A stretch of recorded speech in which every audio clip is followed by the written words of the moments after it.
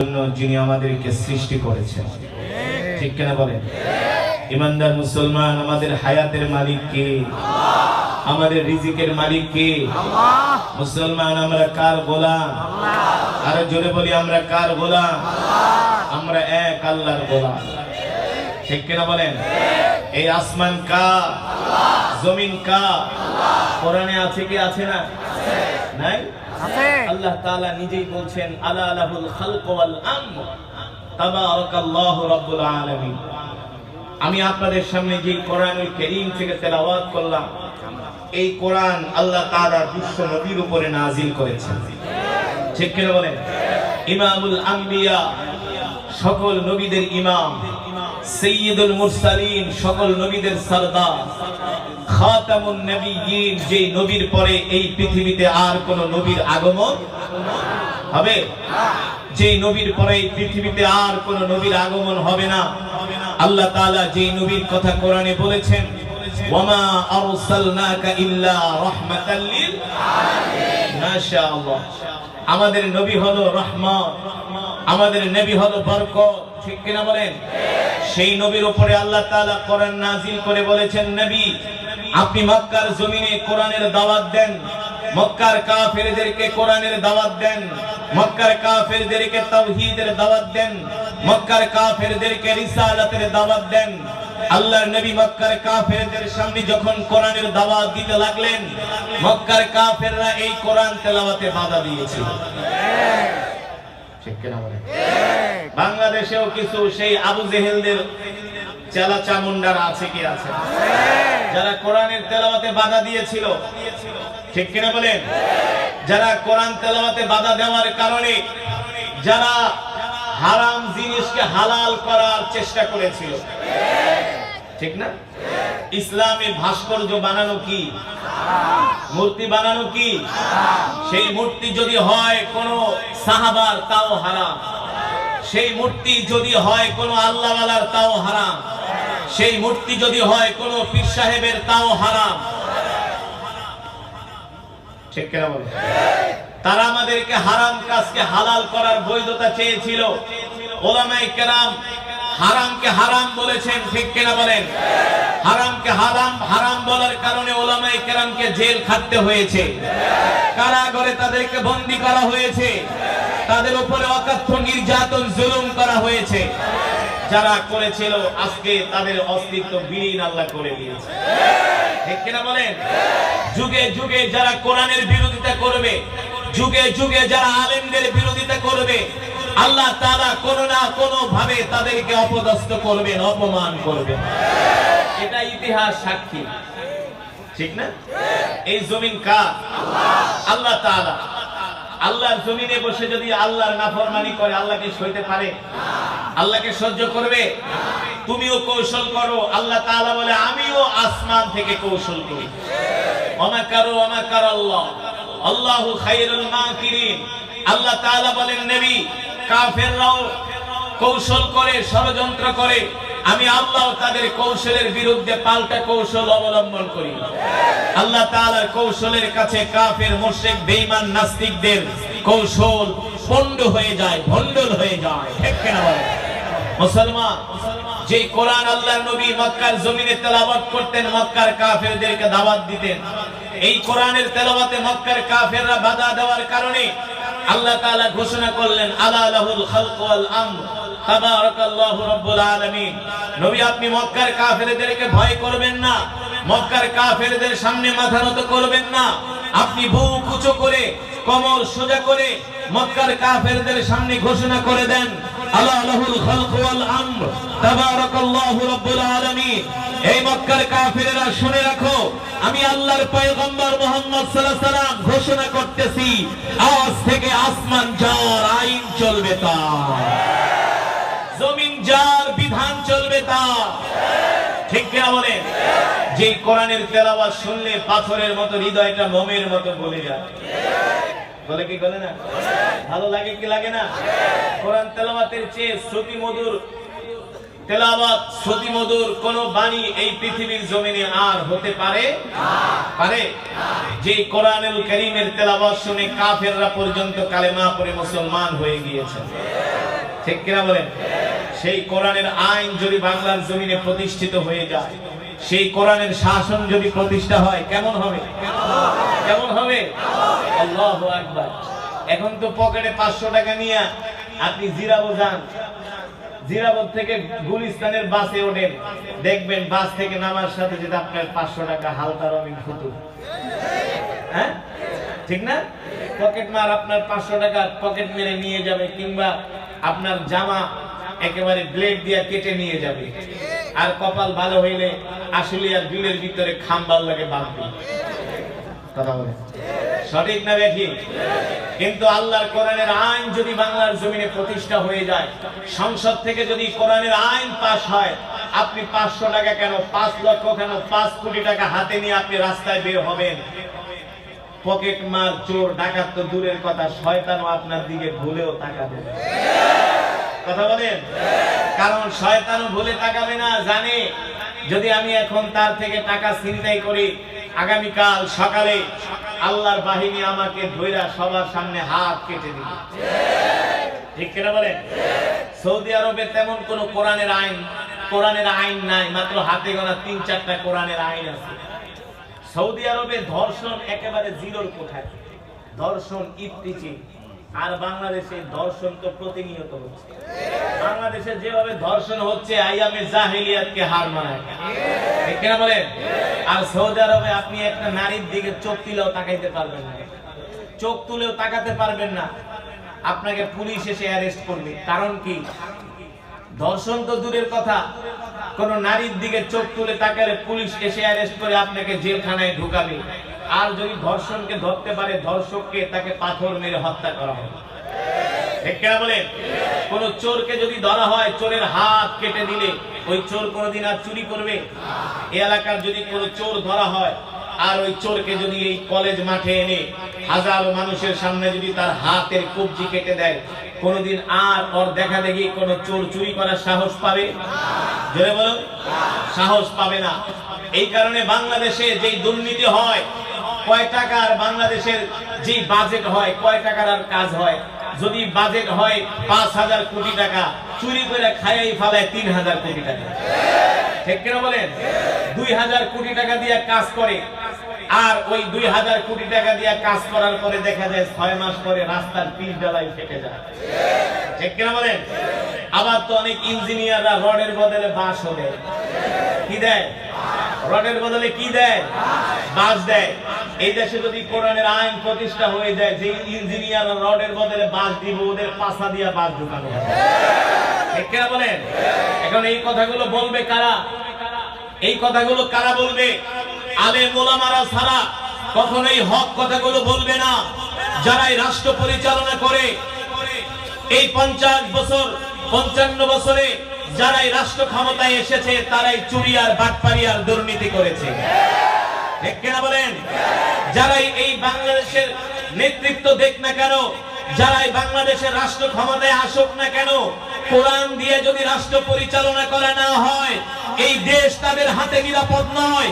এই দেশের সার্বভৌমত্ব তাদের হাতে নিরাপদ নয়। এদেশের জনগণের জান মাল তাদের হাতে নিরাপদ নয়। একদল খেয়ে গেছে, আর একদল খাওয়ার জন্য বসে থাকবে, এটাই চরম বাস্তবতা।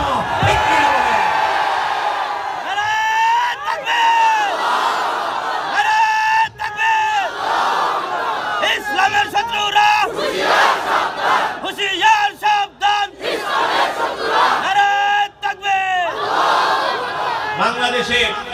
বাংলাদেশের অনেক ইউনিয়নে আলেম চেয়ারম্যান আছে, আলেম উপজেলা চেয়ারম্যান আছে, যে দেখবেন 2 টাকাও দুর্নীতি বের করতে পারবেন না। হ্যাঁ, লক্ষ্মীপুরের কমলনগরে একজন উপজেলা চেয়ারম্যান আছে, তার নাম হলো মাওলানা খালেদ সাইফুল্লাহ। নাম শুনছেন? নাম কি? মাওলানা খালেদ সাইফুল্লাহ। তিনি ঢাকা থেকে হাতিয়া যান যেই লঞ্চে, তিনি কোনো ভিআইপি কেবিনও ব্যবহার করেন না, তিনি যান লঞ্চের ডেকের মধ্যে শুইয়া। কেন বলেন? তিনি ইসলামী আন্দোলনের একজন চেয়ারম্যান। হক কথা বললে তো চোরদের মজা লাগবে না, ঠিক না? তিনি লঞ্চের মধ্যে কলা রুটি খান। কি খান? কলা রুটি খান।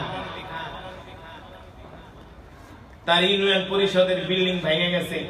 তিনি নিজের হলেন রাজমিস্ত্রি আর তার পার্সোনাল সেক্রেটারি হলো জুগারি। জুগারি বানু বানায় দিতেছে আর চেয়ারম্যান সাহেব নিজে ইট কাটতেছে। ওইভাবে আর ইতিপূর্বে যারা রাষ্ট্র পরিচালনা করছে নির্বাচনের আগে রিকশায় চলে আর নির্বাচন যাওয়ার 6 মাস পরে BMW গাড়ি নিয়ে ঘুরে। এই পয়সা কার পয়সা? কাদের? এই দেশের গার্মেন্টস শ্রমিকদের পয়সা, রেমিটেন্স যোদ্ধাদের পয়সা, ঠিক কিনা বলেন?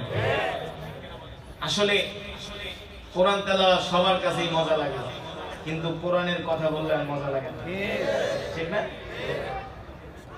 যারা ইতিপূর্বে রাষ্ট্র ক্ষমতায় ছিলেন ওই দলের এক মন্ত্রী আমাকে বলতো, হুজুর আমি আপনার তেলাওয়াত সব সময় শুনি, খুব মজা লাগে হুজুর। সকালেও শুনি, সন্ধ্যায় শুনি, সব সময় শুনি। বুঝেন না? আপনার তেলাওয়াত হুজুর এত মজা লাগে, রাইতে ঘুমায় ঘুমায় শুনি। মাশাআল্লাহ। হুজুর আপনার বিরুদ্ধে আমার একটা অবজেকশন আছে। আমি কি হয়েছে কোন?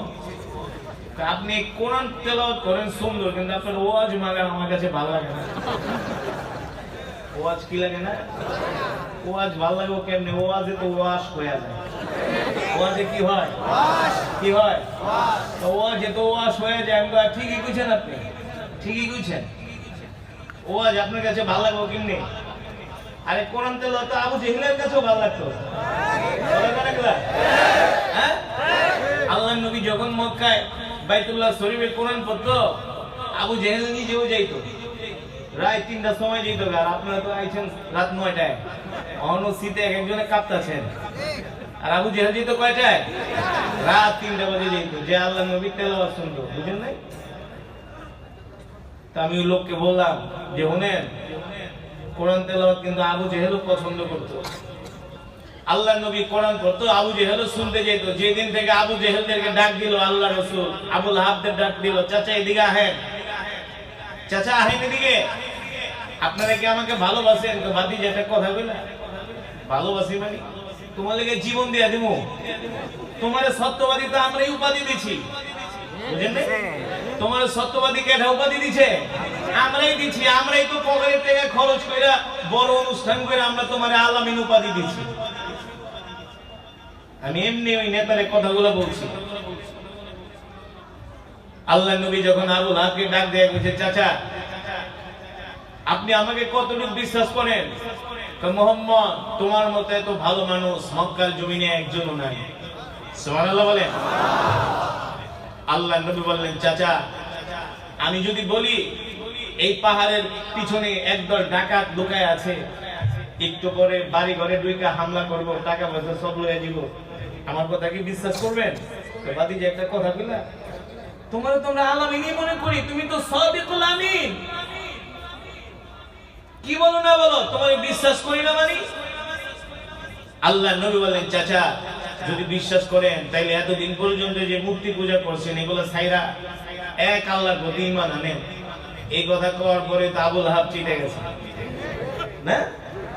ওই আবু লাহাবও কিন্তু আল্লাহ রাসূলের তেলাওয়াত শুনতে যেত, ঠিক কিনা বলুন? যেত কি যেত না?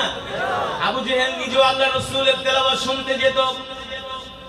আল্লাহর নবী যখন বললেন, ও মক্কাবাসীরা, একদল ডাকাত পাহাড়ের পিছনে লুকিয়ে আছে, একটু পরে তোমাদের লোকালয়ে হামলা করবে, তোমাদের অর্থগুলো ছিনিয়ে নিবে, তোমাদের জান মালের ব্যাপক ক্ষতি হবে। তোমরা আমার কথা বিশ্বাস করবা কিনা?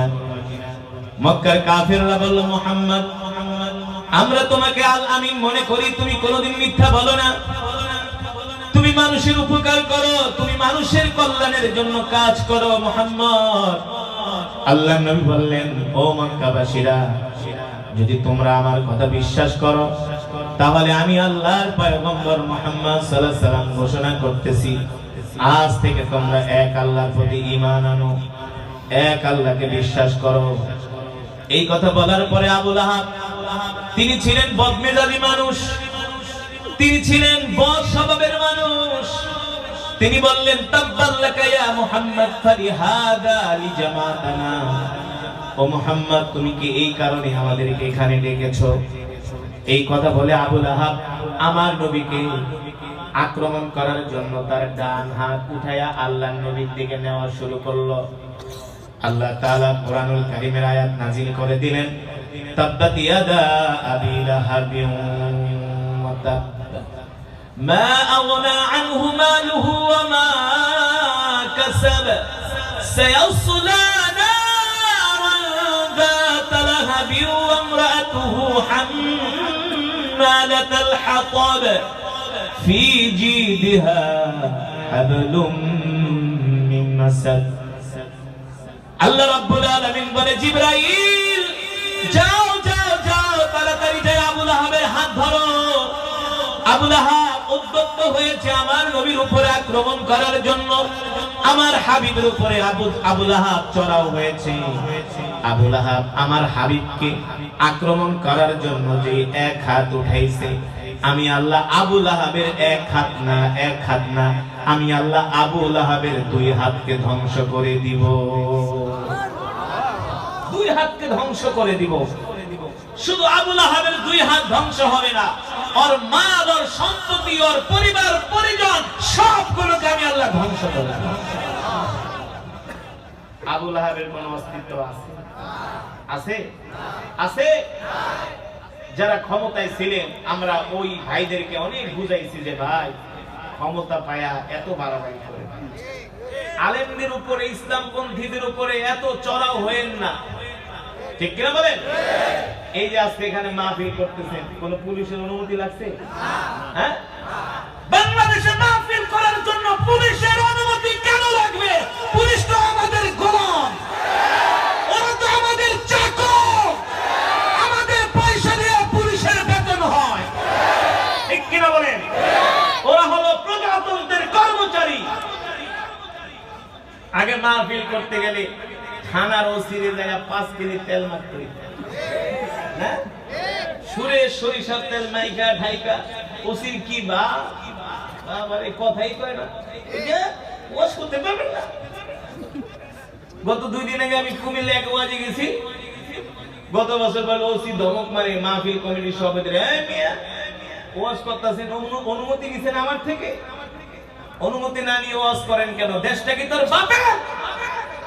এই দেশ স্বাধীন দেশ, এই দেশ মুসলমানের দেশ, ঠিক কিনা বলেন? হ্যাঁ, আমরা ওদেরকে বুঝাইছি যে ভাই ক্ষমতা পাই এত লাফায়েন না, এত লাফায়েন না। বাংলাদেশের মানুষ ভাবতেও পারেনি তাদের পতন হবে, ভাবতে পারছে? যেখানে যেতাম সেখানে আয়েশা সেনাবাহিনীর লোকজন পর্যন্ত কইতো হুজুর খালি দোয়া করেন, পরিবর্তন হবে। যেদিন পরিবর্তন হবে কড়াই গন্ডায় বুঝাই দেবে। কিন্তু আপনাদের তো আল্লাহর প্রতি ঈমান ছিল না, বিশ্বাস কম ছিল, ঠিক কিনা বলেন? বিশ্বাস কম ছিল, কিন্তু আমরা আলেম ওলামারা বিশ্বাস করতাম আল্লাহর সাহায্য আসবে, আসবে। এই দেশের আলেম ওলামারা, ইসলামপন্থীরা যে নির্যাতন সহ্য করেছে, এগুলো আপনারা কল্পনাও করতে পারেন, ঠিক কিনা বলেন? কল্পনাও করতে পারেন না। আল্লাহ তাআলা তাদের এমন ভাবে পতন ঘটাইছে, বাংলাদেশের ইতিহাসে কোন সরকারের এমন পতন হয় না। ওদের থেকে শিক্ষা নিতে হবে। আগামীতে যারা ক্ষমতায় আসবে তারাও যদি এমন আচরণ করে, তাদের পরিণতি এর চেয়ে ভয়াবহ হবে। কারণ এই দেশ মুসলমানের দেশ, ঠিক কিনা বলেন? এই দেশের মুসলমান, এই দেশ স্বাধীন করেছে মাহফিল করবে কারো থেকে অনুমতি নেওয়ার জন্য। যেখানে ইচ্ছা সেখানে মাহফিল হবে। তোমরা যদি বিদেশ থেকে শিল্পী আইনা কনসার্ট করাইতে পারো, নায়িকা গায়িকা নর্তকী ফর্তকী নাচাইতে পারো, আমরা ওয়াজ করলে সমস্যা কি? ঠিক কিনা বলেন? আজকে ওয়াজ মাহফিলের শ্রোতা দেখা ওদের মাথা নষ্ট হয়ে গেছে। আমরা তো বিরিয়ানি খাওয়াও পারি না, আর ওরা তো বিরিয়ানি ছাড়াই লয়ে হে মানুষ, বুঝেন না? পুরান ঢাকায় ওয়াজে গেছি, হুজুর আপনার কাছে কি আছে, এত মানুষ কই থেকে আহে? আমরা তো বিরিয়ানি পোটলা মোটলা দিয়ে হলে আইনা পারি না, মাথা ভর্তি হলে 1000 টাকা দিতে হয়। এই যে আপনারা যে আইছেন, কোনো বিরিয়ানি আছে? 5 টাকা গাড়ি ভাড়া আছে? কত কষ্ট করে আসছেন, ঠিক কিনা বলেন? শুধু কোরআন তেলাওয়াত শুনলেই হবে না। এই কোরআন শুধু তেলাওয়াত শোনার জন্যই নাজিল হয় নাই, এই কোরআন শুধু খতম করার জন্য নাজিল হয় নাই। বাপ মরে যাবে 40 দিন পরে 40 জন ইমাম দাওয়াত দিয়ে 10টা গরু জবাই করায়া 50,000 মানুষকে খিচুড়ি খাওয়াইবেন, এই কারণে কোরআন নাজিল হয়। কোরআন শুধু মিলাদ পড়ার জন্য নাজিল হয় নাই, কোরআন শুধু পানি পড়া দেওয়ার জন্য নাজিল হয় নাই, কোরআন শুধু খতম করাইবেন, খতম পড়ায়া দোকান উদ্বোধন করবেন, এই কারণেই শুধু কোরআন নাজিল হয় না। কোরআন আল্লাহ তাআলা নাজিল করেছেন, সংসদ থেকে কোরআনের আইন পাস করতে হবে। বাংলাদেশের সংসদ চলবে কোরআনের আইন অনুযায়ী, মন্ত্রণালয় চলবে কোরআনের আইন অনুযায়ী, সচিবালয় চলবে কোরআনের আইন অনুযায়ী, আর এই দেশের মুসলমানের সংবিধান হবে আল কোরআন, ঠিক কিনা বলেন? সংসদ চলবে ব্রিটিশের আইনে, আদালত চলবে ব্রিটিশের আইনে। কেন ওই লাল চামড়াদের আইন কেন আমরা মানব? আমরা মানব আসমান যার আইন চলবে তা, জমিন যার বিধান চলবে তা। আসছেন মাহফিলে, কারি আসাদের তেলাওয়াত শুনছেন আধা ঘন্টা, মনে করছেন একেবারে কোরআনের হক আদায় করে ফেলেছেন। এতই সোজা? এত সোজা না। এই কোরআনের হক আদায় করতে যায় রাসূলের সাহাবীদেরকে শহীদ হতে হয়েছে। হযরতে বেলাল হাফসি রাদিয়াল্লাহু তাআলা আনহুকে এই কোরআন মানার কারণে, কোরআনকে ভালোবাসার কারণে, কোরআনের পক্ষে কথা বলার কারণে হযরতে বেলাল হাফসি রাদিয়াল্লাহু তাআলা আনহুকে উত্তপ্ত মরুভূমির মধ্যে চিৎ করে শোয়া হযরতে বেলালের বুকের উপরে 40 কেজি ওজনের পাথর দিয়ে চাপা দিয়ে রাখছে। এই যুবক, শুধু এখানে শেষ নয়, লোহার রড গরম করে করে হযরত বেলালের শরীরে সেকা দেওয়া হয়েছে, আর বলা হয়েছে বেলাল কোরআন ছাইরা দে, মুহাম্মদকে ছাইরা দে, এক আল্লাহর প্রতি ঈমান ছেড়ে দে, আর মুহাম্মদের কোরআন শুনতে যাবি না। হযরত বেলাল হাফসি বলছে, তোমরা আমাকে মারতে মারতে শহীদ করে ফেলতে পারো, কিন্তু আল্লাহর পয়গম্বরের কোরআন শোনা থেকে আমি এক মুহূর্তের জন্য বিরত হব না, এক মুহূর্তের জন্য আমাকে সরায় রাখতে পারবে না, ঠিক কিনা বলেন? এই কারণে মুসলমান শুধু ওয়াজ মাহফিল, কেরাত মাহফিল দিয়া, খতমে তারাবি পড়ে এই কোরআনের হক আদায় হবে না। ওরা আমাদেরকে যদি গণতন্ত্র দিয়া শাসন করার চেষ্টা করে, আমরা ওদেরকে কোরআনের তন্ত্র দিয়া শাসন করার চেষ্টা করব। ওদের চেয়ে আমাদের কোমর কিন্তু দুর্বল নয়, ওদের চেয়ে আমাদের কোমর সোজা, ঠিক কিনা বলেন? আমাদেরকে বলতে হবে বুক উঁচা করে, আমরা বাংলার জমিনে কোরআনের শাসন চাই, ঠিক কিনা বলেন?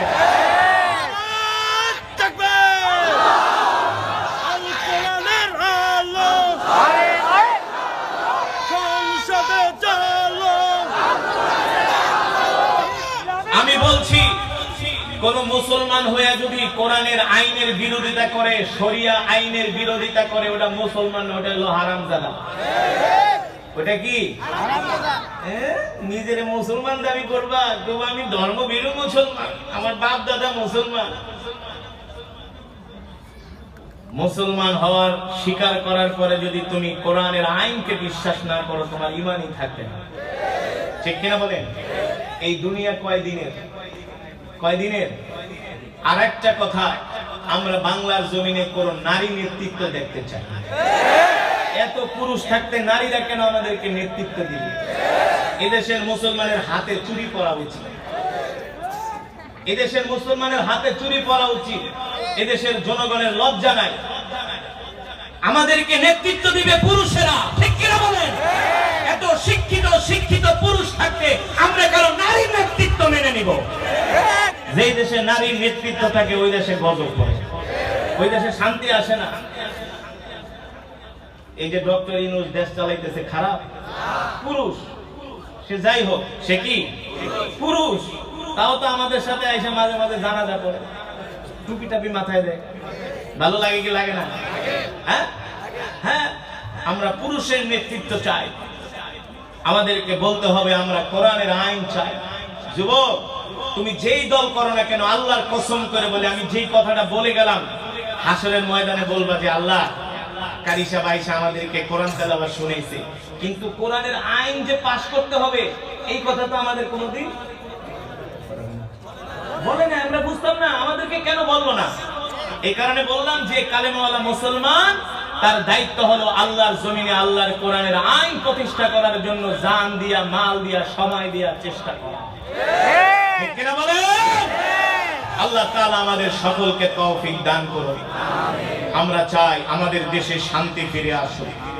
আমরা হিন্দু, মুসলমান, বৌদ্ধ, খ্রিস্টান এই বাংলাদেশে আমরা একত্রে বসবাস করতেছি, আমাদের মধ্যে কোনো বিভেদ নাই, আমাদের মধ্যে কোনো বৈষম্য নাই। আমরা চাই বাংলাদেশ হবে একটা বৈষম্যহীন একটা দেশ। ঠিক কিনা বলেন?